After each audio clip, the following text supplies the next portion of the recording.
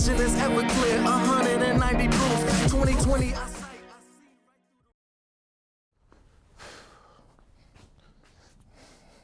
Welcome to the Inconvenient Truth.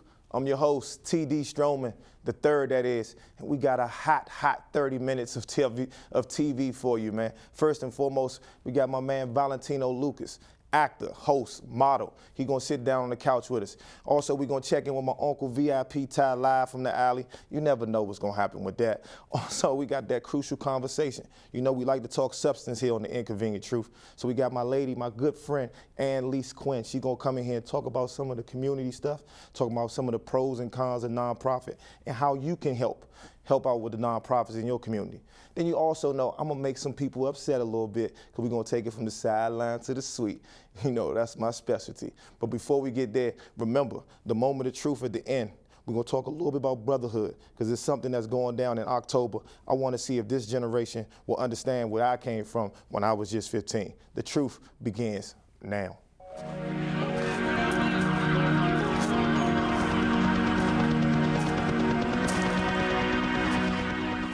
Sideline to the suite.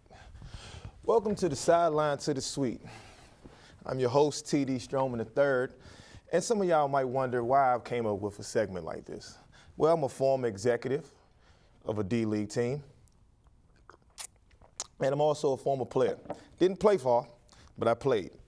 And I got an opinion about sports. Who don't have an opinion about sports? So I thought I'd take Stephen A. Smith or Skip Bayless up on their first take, and I hope that Sideline to the Suite will give me a chance to get there. So we're entering now in the 50th year of the Super Bowl, and it's supposed to be in Santa Clara, California. I'm actually a 49er fan, but as you can see, we're a total disaster at the moment. But that's not gonna ever stop me from talking sports. So let's get to it. These are my picks and my predictions for the upcoming season. Now, don't you go betting on them, but I'm telling you, you can bet on them. That was oxymoron, right? But my picks for the season is this. My shocker of the season is I think that the Washington Redskins, yes, I said it, I think the Washington Redskins have a chance to make the playoffs. The reason being because they look just like the San Francisco 49ers. They got the GM. They done took my cornerback, Chris Culliver. And they done took my man, Deshaun Golson, as the safety. I think that their defense will be one of the top 5 defenses or maybe top 10, depending on Robert Three Sticks, if he can be Alex Smith-like. Just make sure you don't turn the ball over, give them a good run game. I think their offensive line will be one of the best in the league. I think the Redskins have a chance to make the playoffs. In the AFC, my shocker pick is the Kansas City Chiefs. Yes, I think Alex Smith in his 3rd year with Andy Reid, I think they got a chance to bounce back and make the playoffs. They was 9-7 last year. They'll be getting Eric Berry back this year. And with Jeremy Maclin, I think that Alex Smith was rated underratedly because he can't throw it long. I think he can throw it long if you give him somebody that can. He played with the 49ers with Crabtree. He played with the 49ers with Vernon Davis. But Vernon Davis was his fastest player as a tight end. I think now with Jeremy Maclin and Travis Kelce and a Jamal Charles and an improving defense that gets back Eric Berry and Derek Johnson, I think the Kansas City Chiefs make the playoffs. Now let's get to the big picks. My Final Four for the NFL season of 2015, it hurts me to say this, is the Green Bay Packers will be taking on the Dallas Cowboys. But this is where DeMarco Murray will come back to haunt the Dallas Cowboys because Darren McFadden, Julius Randle, none of them will be healthy enough to get through Julius Peppers or Clay Matthews. I see Aaron Rodgers. Yes, Aaron Rodgers making it to his 2nd Super Bowl in Santa Clara. On the AFC side, I'm going to take a shocker right here. I am taking the Indianapolis Colts versus the team down the street, the Baltimore Ravens. Yes, I said it. I'm taking the Indianapolis Colts to have home field, and that will be the difference between Baltimore and Indianapolis making it. And I'm going to take the Colts to come out the AFC, and I'm taking Andrew Luck versus Aaron Rodgers. Yes, Aaron Rodgers versus Andrew Luck in the great city of Santa Clara, not San Francisco. Yeah, Jed York. But, you know, in the great city of Santa Clara in February, and I think that this is the time that Aaron Rodgers and all his greatness will get his ring number 2. And he will be the 2nd player to get 2 rings, all right? That is my picks for the upcoming season. Now, we got NFL. Since the NFL is here, you know also you got fantasy football. So some of my shockers for fantasy football. I haven't been able to win my fantasy football team, but I have been close. I'm going to change up the way I think your perspective on fantasy football should be. I think now with running backs by committee and receivers coming by plenty, I think now you got to get your quarterback. So I think my advice is to go against the opposite. Get one of them studs. Get you an Andrew Luck. Get you an Aaron Rodgers. If you can get one of those with your top 3 or 4 or 5 picks, then you're good to go. I had Adrian Peterson last year, my #1 pick, and you guys know what happened. Didn't happen. He didn't even play one game, so it kind of messed me up. But that's been the Sideline to the Suite, and the Inconvenient Truth continues. Be right back.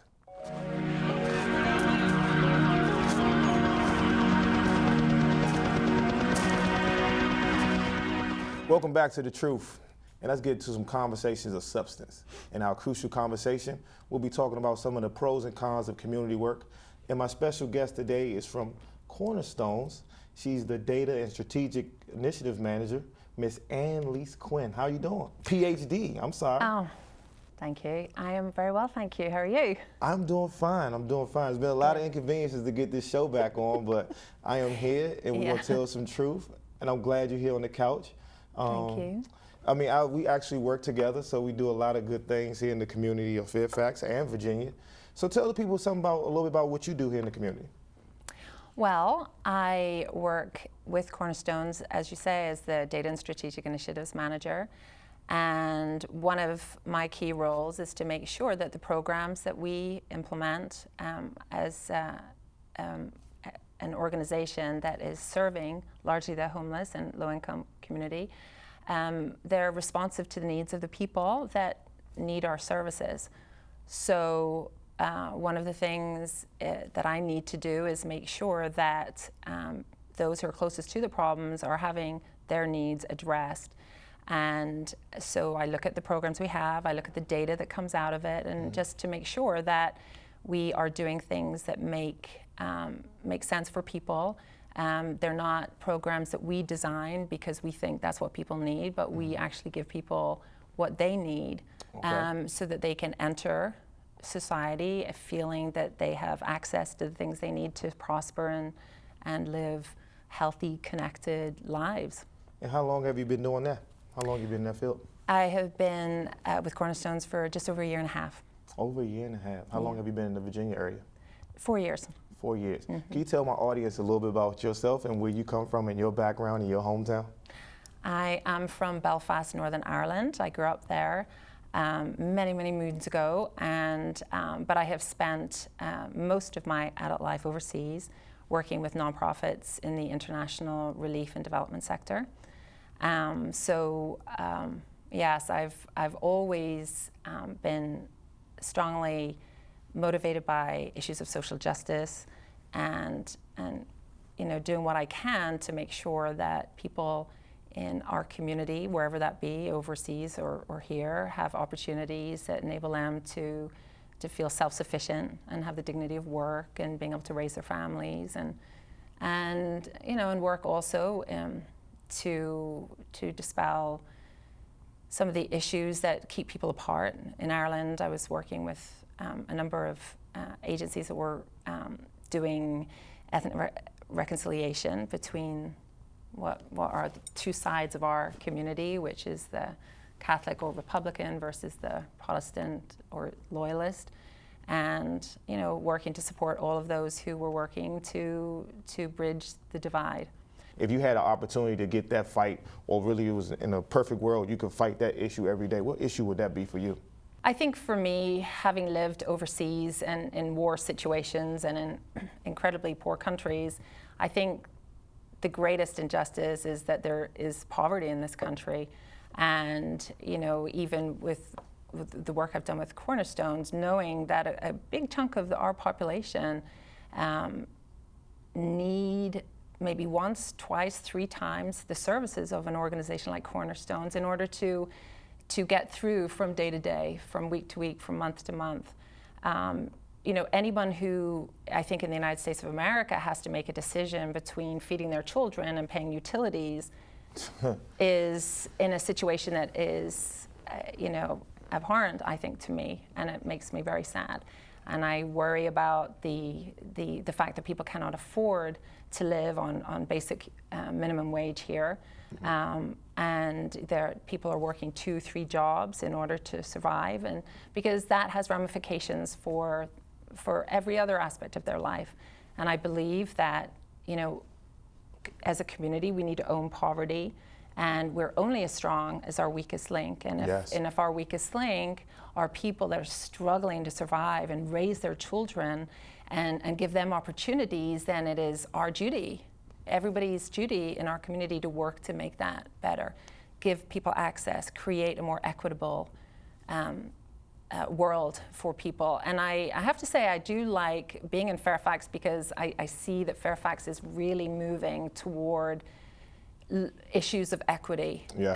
And that makes it an exciting place to work. Exactly. So let me ask you, since we about to get a new president in 2016, what would be that one question that you would ask that president, the new president, after the Barack Obama's gone? What would be that one question you would ask him or her? Because it looks like we might have a female too that'd be running for president this time around. What would be that one question or that one issue that you'll want to bring up with the president and see if, and they can say, okay, we're gonna get it done. I know you said about being able to get equality with pay.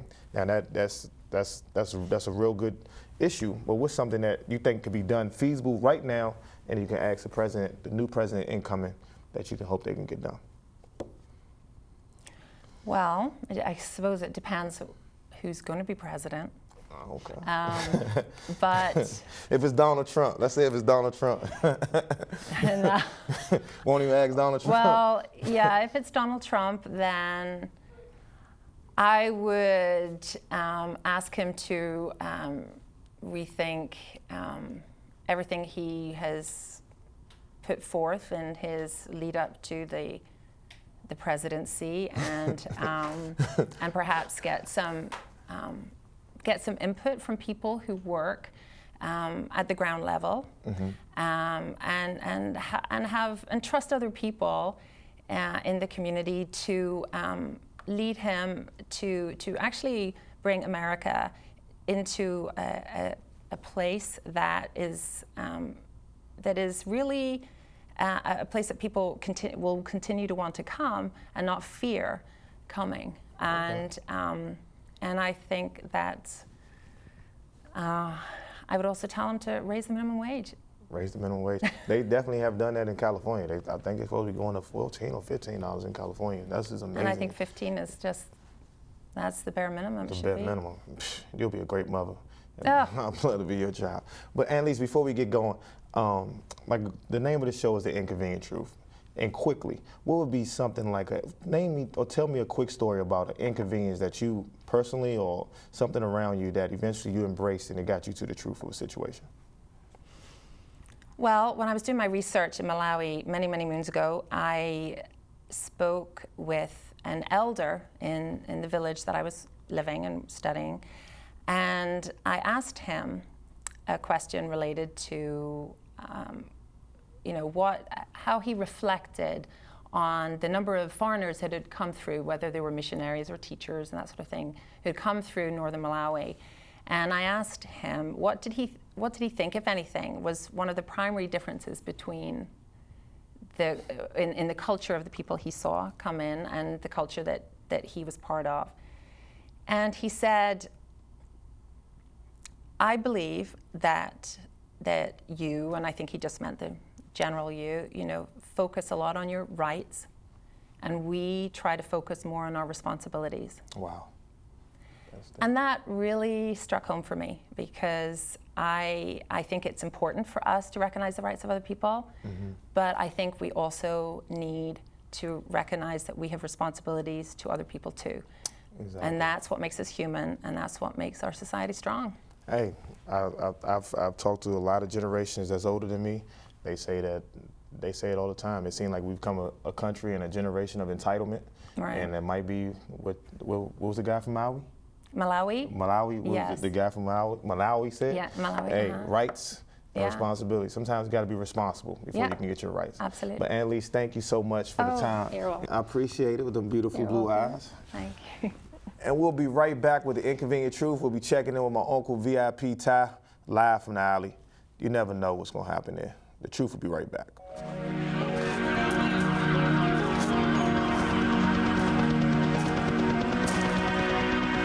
Welcome back to the Inconvenient Truth, and as you can see it on my face, we about to go live from the alley with my no good uncle V.I.P Ty, who's still here, supposed to be in the alley. What are you doing here, man? Man, look, let me tell you something. I told you I got a lot of popularity from there. Popularity from what? From Inconvenient Truth. That's the truth. Man, don't be taking my show and trying to get some women, man. You all on Tinder and stuff, man. I made this show. You made the show? Yeah, I made the show. How you make the Who show? made the show? I the one came here and told you about the show. No, when you was 2 years old. What, 2 years old? You were saying, Inconvenient Truth, Inconvenient Truth. Man, you better stop lying. I'm gonna tell grandma. Well, I don't know how you gonna tell her. I'm gonna pray, and then the Lord gonna tell her, and he gonna come down. You better stop lying. Man, I told her first you left. Hey, look, let me tell you something. If 2 girls told me to give you their phone number. 2 girls told me to give you your phone No, number. told me to give it to you. Oh my gosh. Lolita and Charlita. Lolita. Man, what are you here for, man? Man, look, I told you I'm here for because I'm coming to bring my man out here. Popsicle Jones, he got a story about is it fair to him to be on the job for 2 weeks and not get a cost of living raise? Man, I see what Pop is. That's who this is? That's Popsicle Jones. We got Popsicle Jones? Yeah, I don't want Popsicle Jones. I'm gonna tell you one thing. I call Mr. McIntyre. I clean his horses. I do everything, and I want him to recognize. I've been doing it Really? for a good 2 weeks. I want cost of living. I want my rights. Your rights? You want cost of living? Yeah, that the cost of living. People got to live. People Man, where got to you get him live. from, man? Can you hear me? People got to live. I've been there every day, on time, 30 minutes before my time. So what Mr. Mac, what you want from me, man? What Mr. McIntyre tell you, man? I mean, what you want from me? Can you hear me? Can you hear me? Mr. McIntyre, I called him, he tell me to come down there and discuss it with him, and he said to bring all 3 of my uniforms, because I think he's going to put them in the cleaning for me, so I just want him to recognize my work. Can he? But Mr. McIntyre told you to bring your cleaners, to bring your uniforms, to bring the cleaners. The man good man. He a good man. Yeah. Man, where you get this? The man, Can he listen to see? the man. Can he see? Can he see me? Now, come on, man, don't be stupid, man. Don't be what? He said, The don't be man stupid. want to clean my uniform, get me started all over again. Man, I think he gonna fire you. You want your uniforms after 2 weeks? My mother and my papa would tell me that they love Popsicle, but they were married there. Come on, Ty, man, come. Ty, you got to come on now. tell him, man. Man, no, man, I love His mother really named him Popsicle Jones? Yeah, his mama named Icicle. Icicle? Yeah. Your mama named Icicle? Can you hear? You want a popsicle? Then you don't get your strawberry shortcake. You don't understand the man. Vanilla. You don't understand the man. Man. Do you understand the man? The man want his right. He said he want a cost of living for him working 2 weeks. Man, you want to get off my show, man? You messing my show up, man. You messing my show up. You said I'm telling you, I'm going to tell my father, man. You said you for the people. Not you. Everybody but you, man. Everybody but you, man. That's discrimination, man. Man, if you don't get off That's my show, discrimination. man. Popsicle Jones. I can sue you. Popsicle Jones, really? I can sue you. Popsicle Jones. You going up Mother for a named lawsuit? Icicle. Oh, we'll be back You with the LLC? Inconvenient Truth, man. You We'll be back with LLC? the Inconvenient Truth. We'll be back.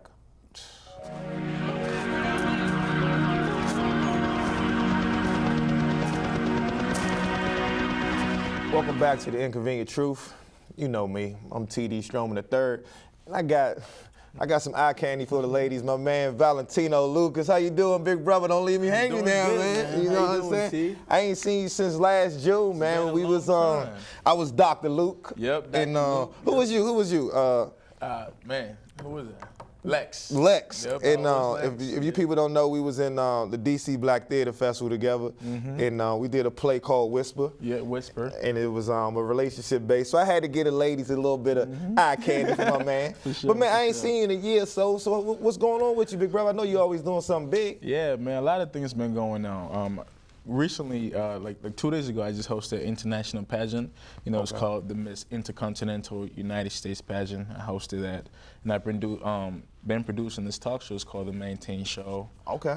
Also filming a lot with Nike and Adidas. You know, Yeah, I remember you had the what was the Reebok one? When we just did the Reebok. Was that with Derrick Rose? I mean, with Derrick Rose or something like that? Yeah. I did one with Derrick Rose, and then I did one with John Wall. Man, those guys are incredible. John Wall, hey, what's going on, Wizards? You know what I mean? That's all right. Shout out to John Wall, man. Now, can you play any basketball? Or you just yes, playing yes, basketball? man. You any good? Like I actually started playing when I was like in the 7th grade. Okay. Right when I came to the United States, and then I started dunking when I was in the 8th grade.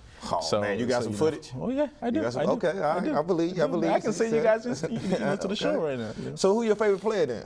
My favorite player, man, that's a tough one. It's a tie between LeBron and Jordan. Oh, how you gonna put LeBron with Jordan, man? I'm sorry, man. I should have had you on the sideline to the seat. You gonna say something like that? We could debate that all day, man. True. But we ain't gonna go sports. We gonna keep it on you, Mr. Valentino Lucas, man. For sure. So tell the people, you just hosted. Was that this Sunday? Yes, this Sunday. What is the difference between the Miss Intercontinental pageant and a regular U.S. pageant or something to that nature? Well, like a regular U.S. pageant, you know, focus on the 50 states, you know, girls that are just in the 50 states. But intercontinental pageant focus on girls from all around the world, you know, and from every race, you know, so that's what they focus on. Oh, wow. And their focus is to really get girls the opportunity to be, you know, ambassadors, you know, speakers, leaders, and some humanitarian, you know, leaders around. How you get that gig, man? Hey, man, just by doing what I do, man. Hey, you know, hosting, just working hard, you, man. I got to get in the Valentino business, man. That's all right, man. That's a good gig, man. Thanks, man. But I know before we was in the backstage, we was talking, you were saying you had a talk show. Yeah. What made you want to get in the talk show? I mean, you're on my talk show now, but what made you want to get onto it? Well, I'm actually like producing this talk show. It's called The Maintain Show, right? Mm-hmm. And what The Maintain Show is a show that really focuses on the African diaspora. You know? Okay. Yeah, because now tell my people what's the African diaspora, because I don't really know. The African diaspora are, you know, people who left, you know, Africa, you know, to live in the States or, you know, Europe or whatever. But in the D.M.V. area, New York, the tri-state area, there's a big African population. Oh, okay. You know, and they do filming, you know, talk shows, you know, movies and everything. But the media is not really strong in the African community. So we took that platform and that initiative to, you know, create a talk show to really give people who are doing great things in the African community a chance, you know, to, you know, get their point of view out there. So. Okay, man. I mean, I don't know how many people get to see this, you know what I mean, but plug them, man. Tell the people a little bit about how they can find that show and some good thing. IG, Facebook. Tell the people, man. Yeah, for sure. The Maintain Show is on Facebook. You just go to facebook.com/The Maintain Show. Instagram, The Maintain Show _, and also go to www.themaintainshow.com and, you know, get all the scoops and information about that. Hey, man, just like a picture, man. Now we got all the professional stuff out the way. Let's get personal, man. I know I got a chance. Personal. Let's get a little personal now, man. I know last time I seen you had a son, man. We was talking the back. You having another son? Well, or you don't know man. Well, yes. I have two sons. One name is Messiah, and the other one is Amir. They're a blessing, you know. But they're back to back. You know, had you know, two sons with, you know, two different women at one time. Oh, see, I mean, it's all right, you know, man. That sounds like an inconvenience, but you got the truth. You got the truth. Long as you know it shows, man. Yeah, man. Hey, but tell the people, man, when we was doing Whisper, we did Whisper, man. I was Dr. Luke. Yeah. And I was playing on your relationship. Yes, you was really playing on my relationship, man. And it looked like we right back at the same thing, right? I was at a desk and you was on the couch and I was testing with you. Tell people, man, what's I mean, like you just talking about having kids. In our generation, man, it's marriage and relationships, with social media being the way it is, man, you can see all type of crazy women. I know women look at you, man. You got your shirt off, you got the abs. See, I'm still kind of got a six pack, you know what I mean? Yeah, but man. I mean, tell people what's some of the trials and tribulations you face from just being, you know what I mean? You're an actor, you're a host. I mean, you're a talk show host, producer. Writer, I mean, whatever. travel all the time. What's some of the trials and tribulations you face dealing with finding that special one, or if you do got that special one? Man, finding that special woman, because especially in the field that we're in, like females, will use you for all the wrong reasons, man. Yeah. You know, and plus, women come in different forms. You know, like they come in different forms. You might think, you know, you met an angel, but you don't really get to find out who a person really is until a few years down the line, or even, you know, a few months down the line. You know, and a lot of girls put up this front. Then you also got to deal with, the attitude, the Facebook, you know, going through your phone, trying to see who your other females are, you know, and like it's really tough, you know, being in the entertainment industry unless you're dating somebody who knows what you're doing or who is actually in the entertainment industry, you know, because I personally meet a lot of beautiful women, you know. And I mean, you just did the Miss Intercontinental. Okay, yes. what was one of your favorites from the Miss Intercontinental pageant? My favorite was definitely the swimsuit and the evening gown. Man, those girls look gorgeous, man. The swims, not the bio or the introduction. Well, that too. The Well, because the swimsuit is really what makes the show. You know, Pretty like much. one of the big segment of the show is actually the swimsuit, and you know, girls like looking at girls with beautiful bodies, and definitely men love, you know, looking at girls with beautiful bodies. So, you know, definitely the swimsuit, and also their talent, because a lot of these girls have different, you know, great talents from different backgrounds. So that was actually. I feel that. Before I let you go, man, you know, the show is called The Inconvenient Truth. Something real quick, man. Tell the people something about an inconvenience that you probably felt or you went through personally, spiritually, or physically that got the truth about something. Real quick for me. Let the people know. My inconvenient truth was definitely being new to this new land, you know, called America, and just basically finding my way. You know, I thought I was gonna fit in, you know, right away, but I really had challenges speaking English, you know, speaking just like that standard English. I was in ESL, you know, the English is second language, and I got made fun of, and I definitely had to just work hard, you know, and be around people who I could learn from. So that was my inconvenience when I first came to the States, was not knowing anything about the United States, because we just got back from a civil war back in Liberia, and we weren't educated about the world or anything. So that was my inconvenience. Hey. Hey, Valentino, man, I appreciate you getting on the couch, man. For sure, Last second. Hey, give it up for Valentino Lucas, man, on the Inconvenient Truth. Yep. We'll be right back with the moment of truth. I say, man, I want to give some special shout outs to everybody that joined us. Anne Lise, my good friend Valentino Lucas, my uncle V.I.P Ty. I hope he don't come back next time. And you know, Sideline to the Suite. I'm telling you, hold me to my predictions. But now this is the moment of truth. It's a call to action. Come this October is another time and another chance for our generation to pass to another generation. When I was at the young, tender age of 15, my father came to me and he gave me $20 and he said, son, get on the K-12. I want you to take the K-12 down to the memorial, and I want you to go to the Million Man March. Now, the Million Man March at that time was led by Louis Farrakhan. Now, some people love, some people hate Louis Farrakhan. But the way the world is working right now with race baiting in between, our generation being one that's supposed to be cursed or that's under siege. I say our generation, is time to go back and pick up a young person, a brother, a sister, a nephew, or just a friend, or even a community member that you're teaching. Take them down there, not to demonstrate or to be the pros or the cons, but that's at least show that we also understand the change that needs to be made for our generation. We can't control the generation before us, but we can control the generations after us. So the next time we meet, this has been The Inconvenient Truth. I'm your host, T.D. Stroman, 3 Sticks. We'll see you next time. Peace and love.